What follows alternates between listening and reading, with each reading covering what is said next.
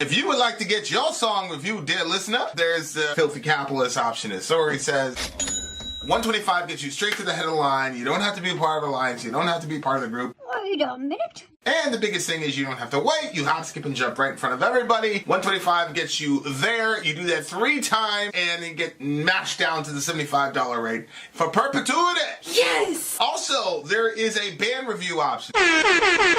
So if you've got a band and you're trying to get your band some exposure, hit me up at vinsori@gmail.com, and I'll show you the details about how to pull that off. You can also jump on Patreon, and there is a option on the tiers to be able to get your band reviewed. Yep. Obviously, we can't lie to you, so we can't guarantee a positive review. Get what you get. It's just rubbish. Rubbish. Rubbish. That's British for garbage. My favorite is the community option. $1 at the gate gets you in at Patreon. You get to join an alliance. The alliance joins their points together, and that helps determine what songs that we do. The alliances hang out on Discord. Message me on Patreon to get the link. And they do all kinds of other cool things. They do Minecraft, Dungeons and Dragons. Yeah. It's really a community within the community. Anybody can go in the village, facebook.com/Vin and Sori. There's 160,000+ people on the channel. What's cool about the Discord is that it offers a real opportunity for community connection, friendship, that type of thing. And it's on Discord, so if you're not a Facebook person, it's for you. You start off at $1. Right. Plus you get exclusives. Sori and I are working on a song. So the first 15 seconds of that was on Patreon. Also, at $15 tier and above, when we actually debut the video, they're going to be there live with us. There you are, dear listener. Chief Rebel Angel is a song. Let's check it out. Let's go. It's like a heartbeat. Yeah.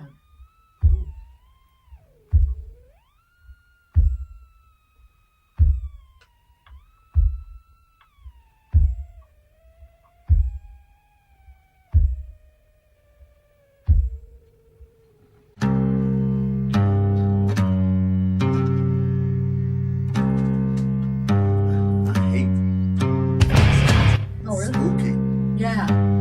Like a cottage in the woods and shit. That's what I was thinking.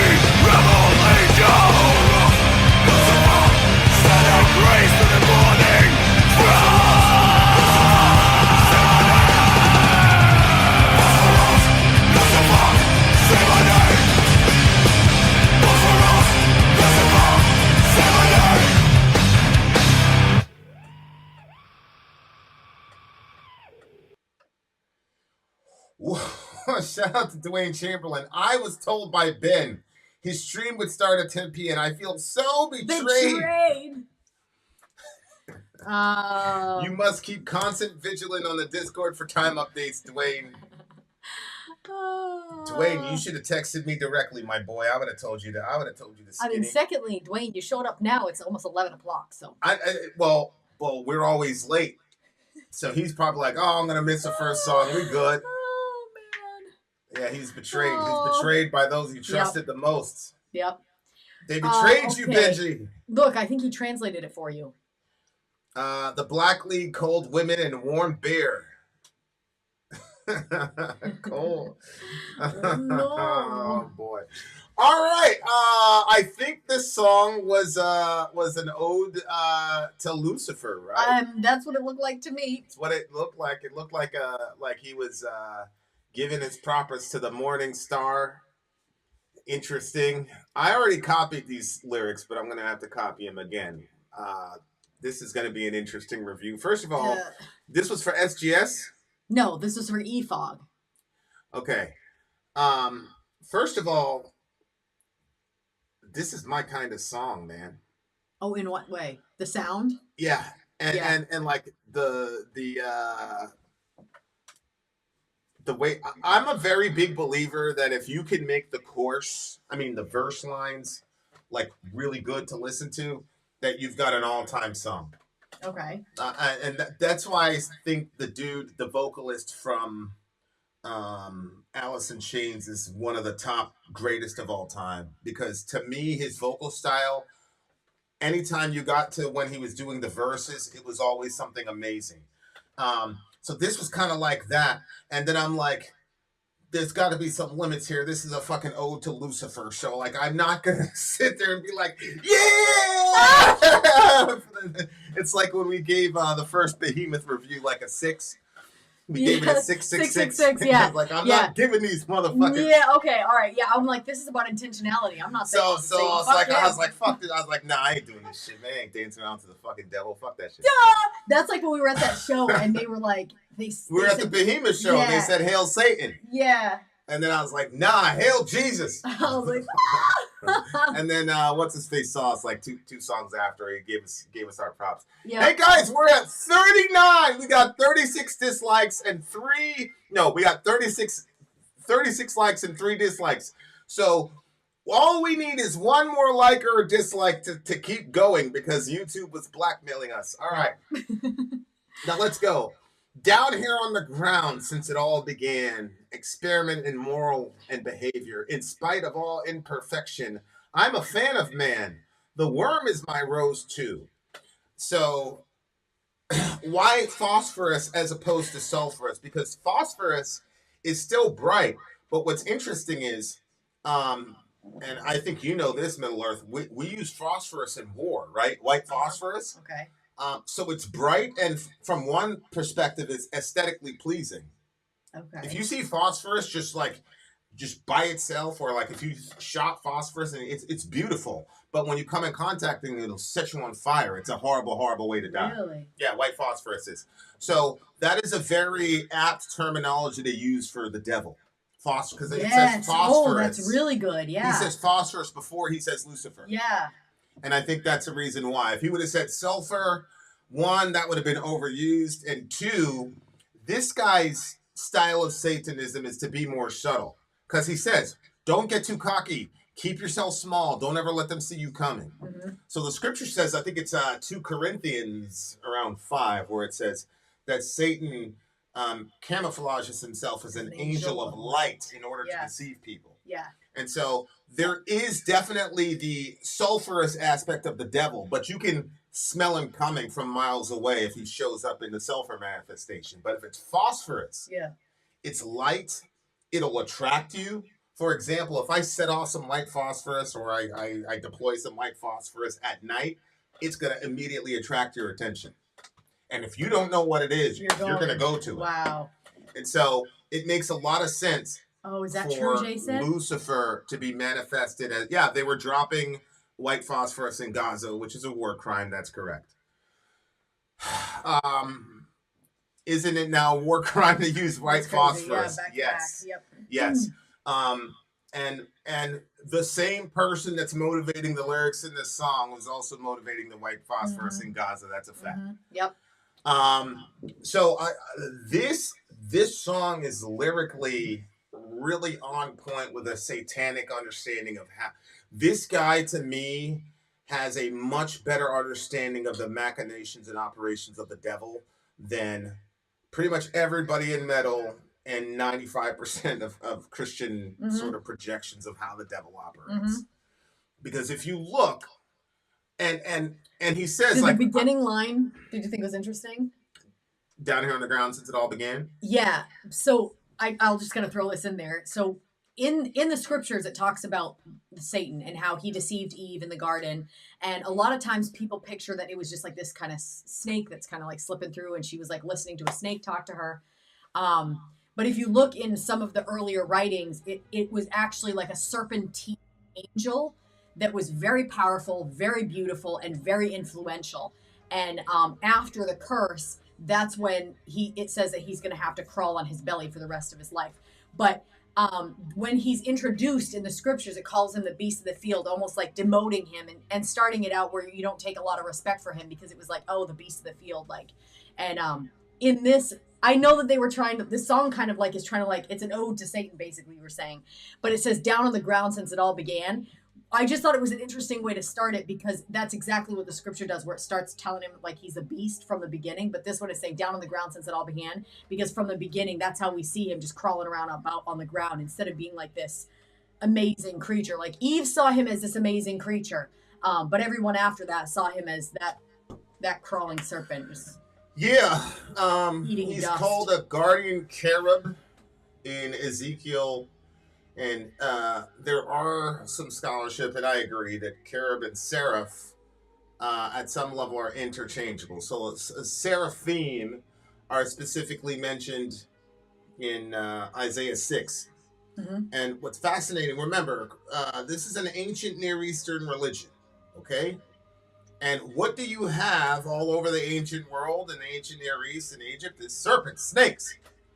And so you had to figure out kind of how to coexist with these snakes. And so one of the motifs that ended up getting sort of canonized in the thought process of these people was that you had Pharaoh on his throne, and then you had two serpents guarding his throne. So Yep. you know, every sort of god had a bodyguard group, right? Pharaoh is sort of like this incarnation of a serpentine being, because you see the headdress, right? Yeah. Is there to kind of replicate a python, Yeah. right? And then you see these images of Pharaoh, and then he's got two, so he's like the big python, and then you have these two serpents guarding his throne, right? And so Isaiah has this vision, and he sees Yahweh on the throne, but he is being guarded not by like snakes, but he's being guarded by seraphim. And the seraphim, the literal title for seraphim is burning ones, the burning ones. And so they have a serpentine appearance. And we know that because the term seraph and the term serpent is used interchangeably in the book of Numbers. In the book of Numbers, there's this very strange incident where there's a plague of these pythons start biting and killing the Israelites. And Yeah, he meant cobra. when it would talk about the serpents, it would use the term serpent and it would use the term seraph interchangeably. So serpent and seraph are interchangeable words in the Old Testament, especially in those contexts. And what Isaiah saw were two giant, and it's also interesting because winged serpents were also part of Pharaoh's throne guardianship. And sure enough, what do you have? You have winged seraphs or winged serpents guarding the throne of Yahweh. And so it was one of those beings that deceived Eve. When Eve and this person are talking, Eve doesn't go, "Oh my God, you're a snake talking." Now, a lot of people, because they don't know the Bible, they think, well, everybody read the Bible as a storybook, or they think, oh, all these ancient people were dumb and they thought animals could talk. No, ancient people didn't think animals could talk. So there is a story in the Bible where a donkey talks. And before the donkey says a word, the author says, "Behold." And the reason for that is because that's the Old Testament way of saying, you're not going to believe this shit. Okay? And then it says, the Lord opened the mouth of the donkey. Why does the Lord need to open the mouth of the donkey? Because donkeys don't talk. Speak. Yeah. So in that particular situation, the author's like, look, it's the same author, by the way, because you got Genesis, Exodus, Leviticus, Numbers, okay? It's in the same sort of complex of literature. In that one, the talking animal has to be justified. In other words, the author's saying, look, God opened this person's mouth. Okay, I know donkeys don't talk, but that's not what happens in Genesis. Right. And the reason for that is because the people in the ancient world understood that Eve was not talking to a serpent. She was talking to a seraph.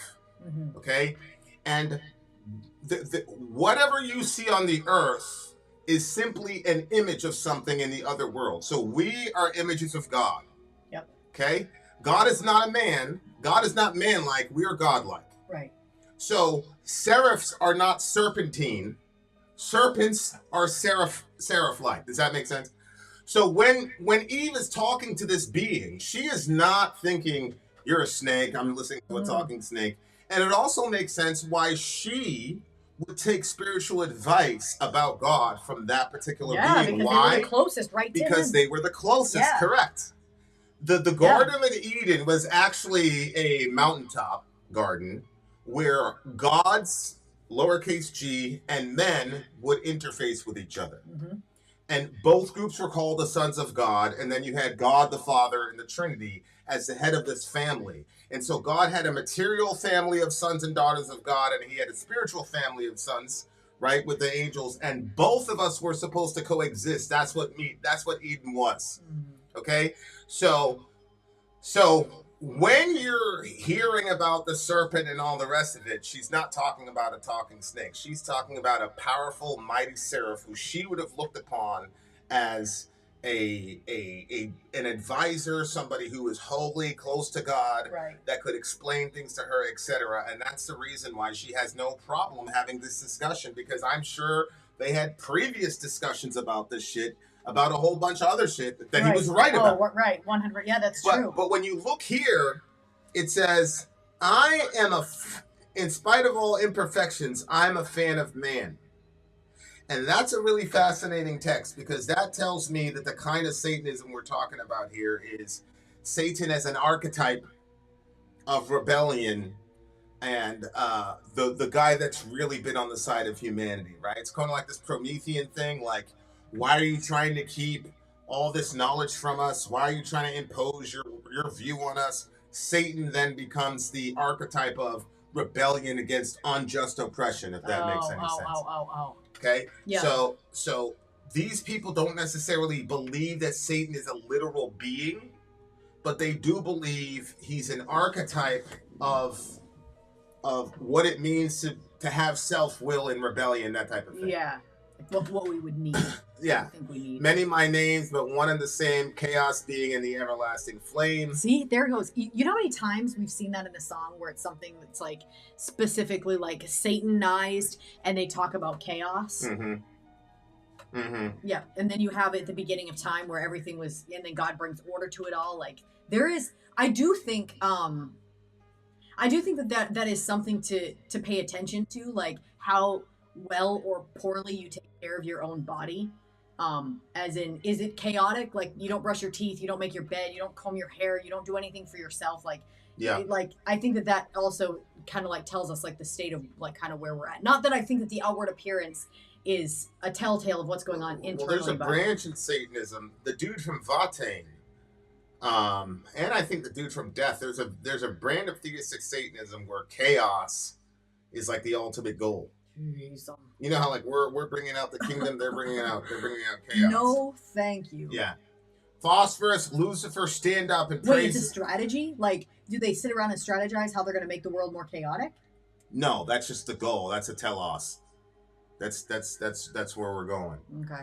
Because I think you need God for order. Yeah. You do not need God for chaos.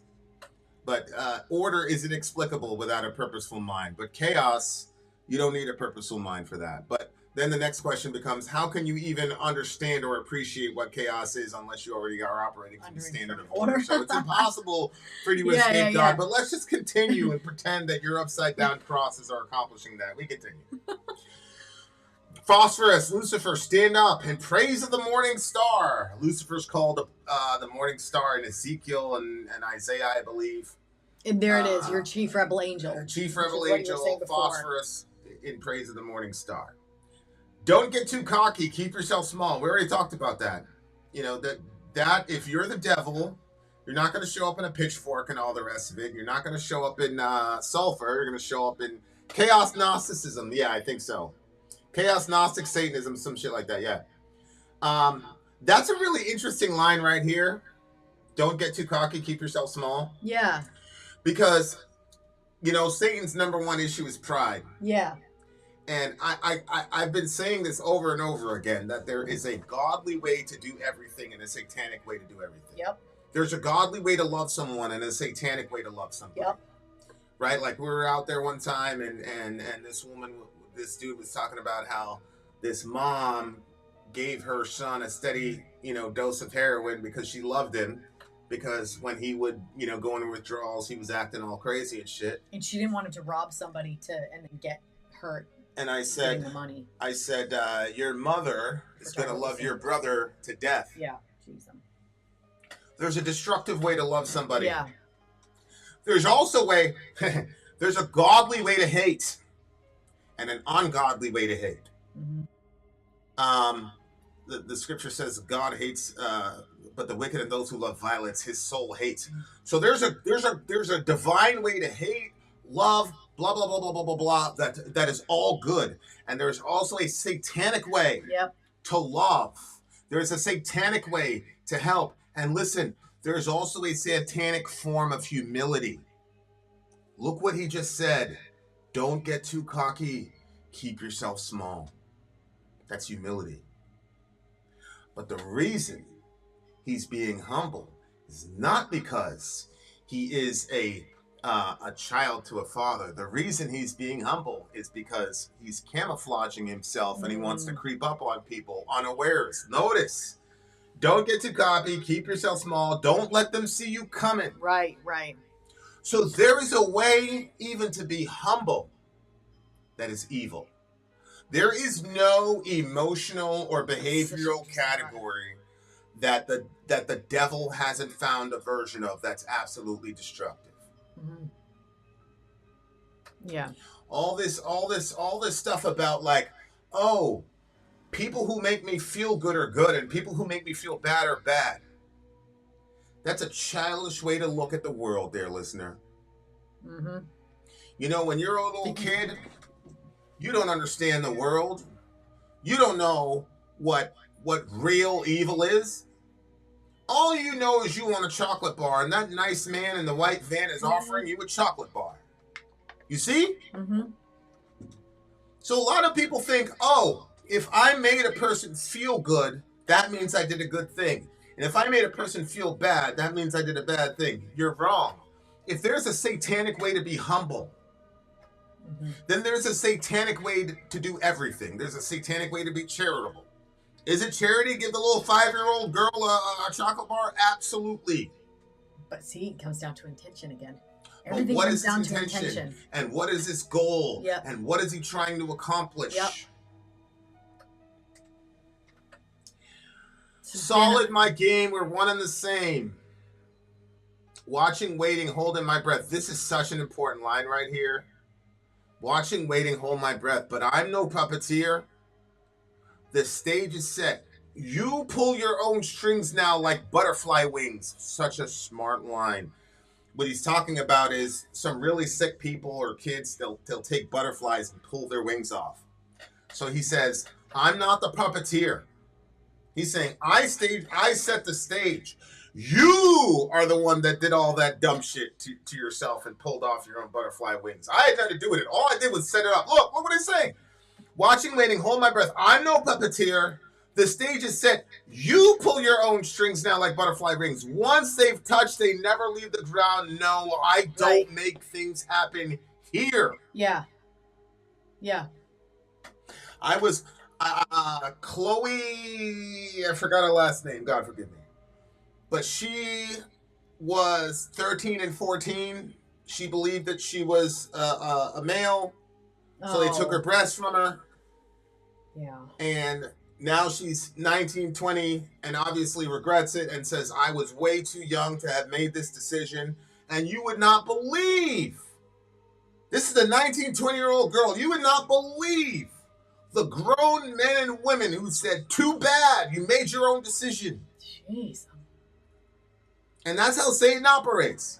He'll deceive you, he'll lie to you, he'll get you to do some crazy, irreversible shit. Yep. And then when you end up saying, holy shit, what the fuck happened to me? The devil will be the first one and say, I didn't pull any strings. Mm-hmm. You did that to yourself. I didn't take your breasts from you. Mm-hmm. You pulled them off like butterfly wings yourself. You did that. Which is the exact opposite of Jesus. Because when you done your shit and you make your big giant mess, he doesn't leave you in the midst of that. He says, I'm never going to leave you and I will never forsake you. Correct. And if you turn your heart toward him, and he says like that, if the mind that is set on him, like he's going to guide that person's steps. So if you know, that's the difference. Like the devil's going to lead you right up to that point and then just be like, you're on your own. You're shit out of luck. But Jesus is like, yep, you've made a giant mess. I'm right here. And it says he's the friend that sticks closer than a brother. Like he's right there.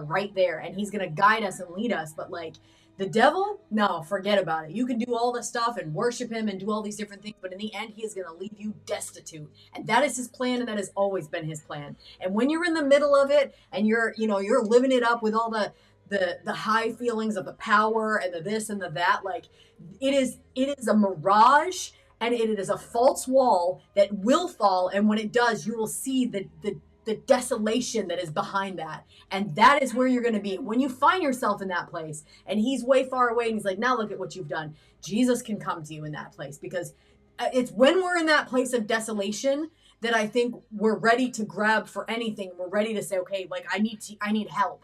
And, I say that, but there's also like this voice in the back of my head that's saying there's some people though where it will be too late.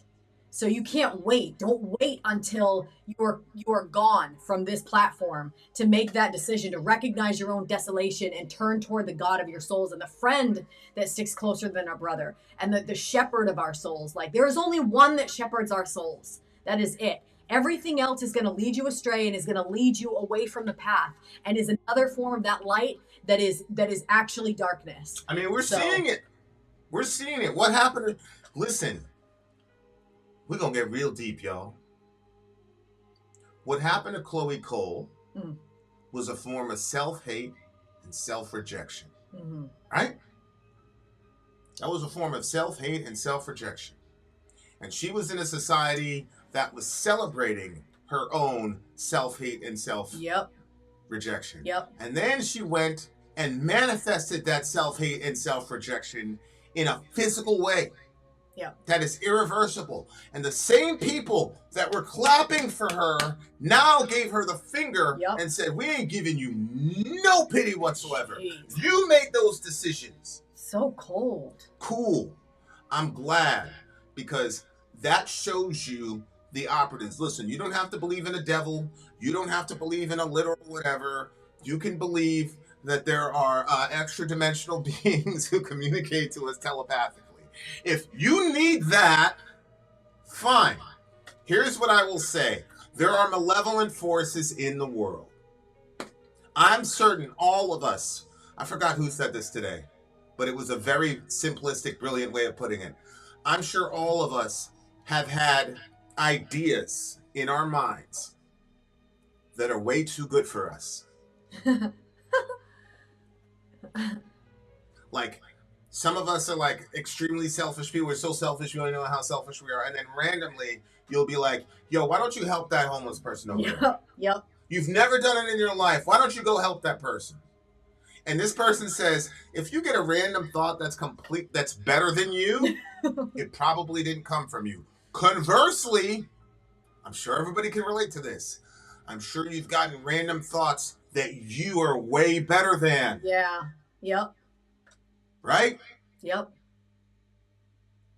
Okay. That's all I'm saying. can we all just admit that there are things about consciousness and communication that we're not particularly, we don't have the entire show about that at all. Yep. So if we admit that, maybe we shouldn't be so dismissive of these older people. Well, they didn't even have an iPhone.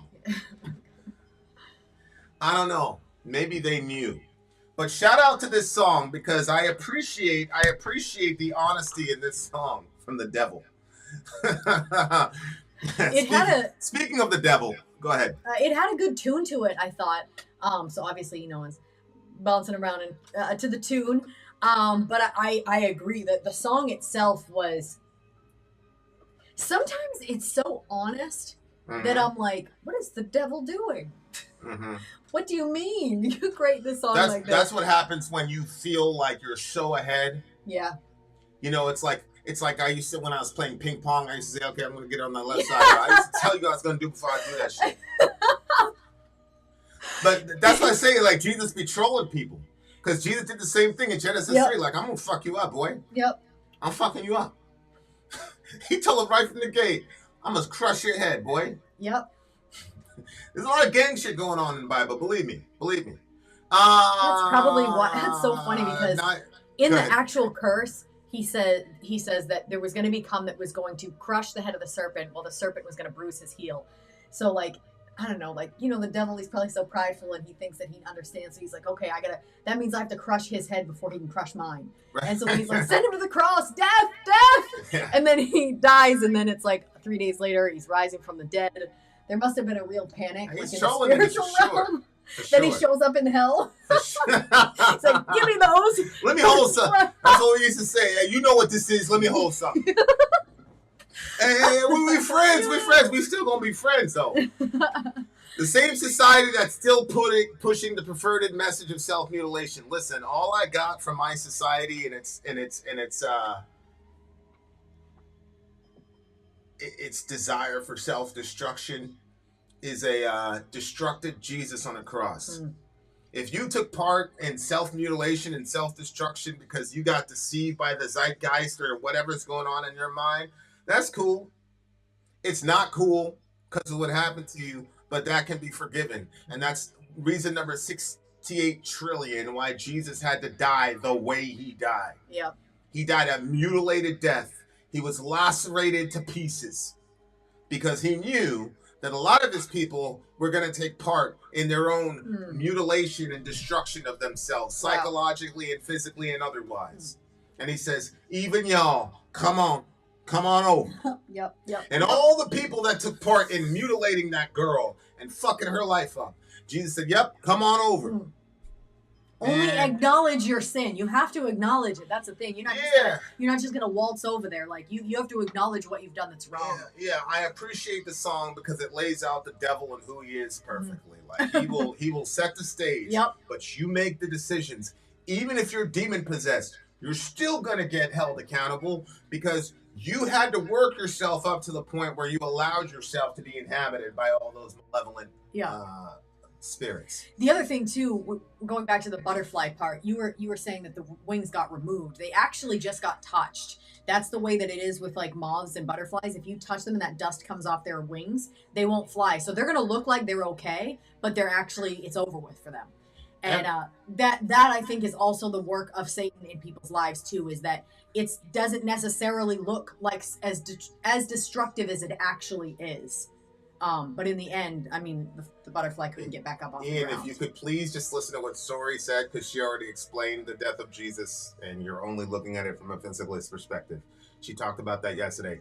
I do want to say one thing, though, because MJ, with her perceptive abilities, figured something out, and I'm going to guess that she doesn't know the scripture I'm about to quote.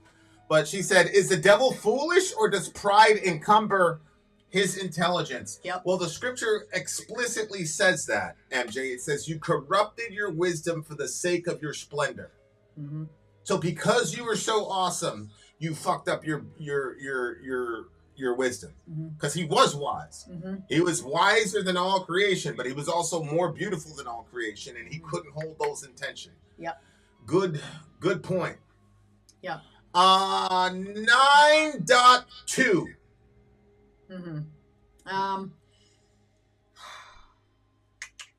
Brilliant song.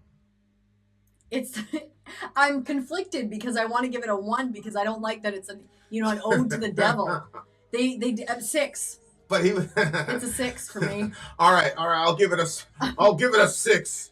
We're not gonna give the ode to the devil. Yeah, and that'll be an average 6 between us. Yeah, I still gonna give it a 9.2 because one, it was groovy, and two, it was a real, I thought, a very biblically accurate way of looking at the devil. Even though these guys obviously took the position of that's what they want, because they don't want the devil to be another god. So they don't want anybody pulling the strings.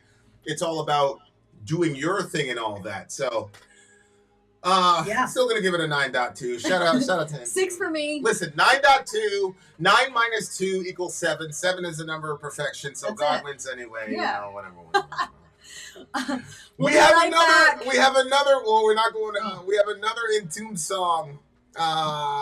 Get your headphones on. Do what The you have name to do. of this song is "Sinners Bleed." Hey, check your device. Maybe the battery's getting low. Who are you talking Plug to it me? in. Talking to me? No, I just felt like I was supposed to say it, so it's probably somebody with a low device. Is Zeus a Nephilim? No. Zeus would be a Benai Elohim. Hercules would be a Nephilim. Right? Because it's the combination of divine beings copulating with human beings who then become gigantic and heroes, which fits perfectly with Herc. All right, guys.